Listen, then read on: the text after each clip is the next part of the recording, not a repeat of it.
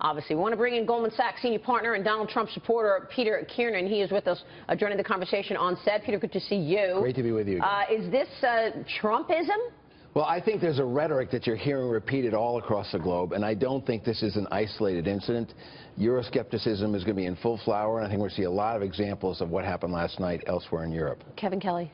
Yeah, I think there's something significant going on here, and one of the reasons why the market is selling off is because of the banks, right? I mean, the banks here not only have to face increased regulation when it comes to Dodd-Frank, over 22,000 pages of regulations that no one understands and no real legislator read.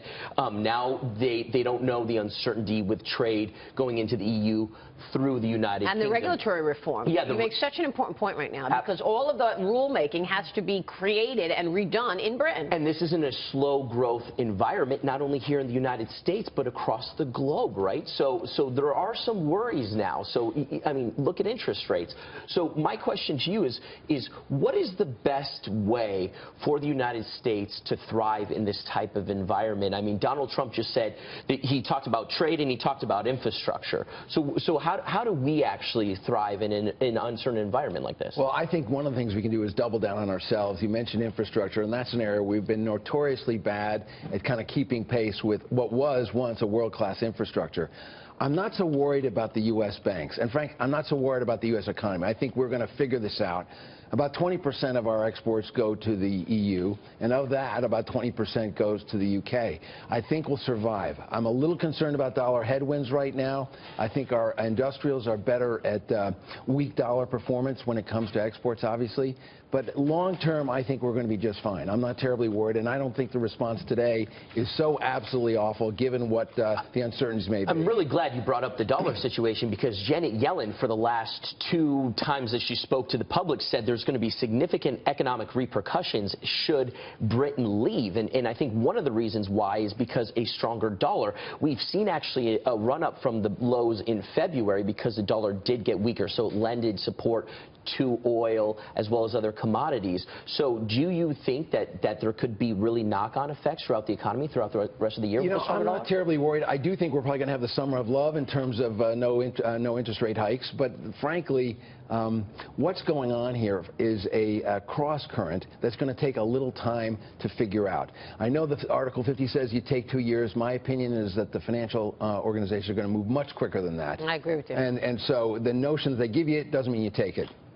One thing that Simon pointed out I thought was really interesting is how your friends feel in Britain. That's actually critical to how the UK economy performs, because it's that very kind of freeze up, if you will. Their behavior and the behavior of companies and business investment, that will really dictate in the short run, with asset prices falling, what do they do and how do they act? That's recession or not. Yeah, that's an absolutely critical thing, because although it was a very firm let's leave the European Union, there were still a lot of people who wanted to stay. I mean, you know, even if they weren't the majority, and so they really matter, and there's some very smart people among them, very talented, and one wonders what they'll do, and one hopes that they do what Ambassador Bolton said, which was to just knuckle down and do some hard work. If you want to buy an apartment, if you will.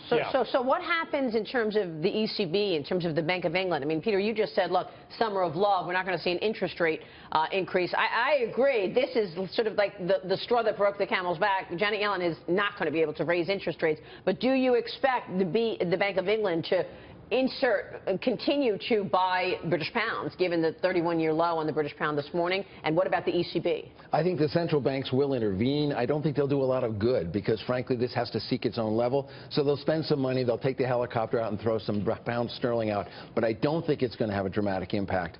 What's sort of interesting in terms of the mood of the country, people I talk to, the people who are in Remain were using dire forecasts and fear rather than aspirational outcomes. I think Cameron had to go. We need an aspirational leader.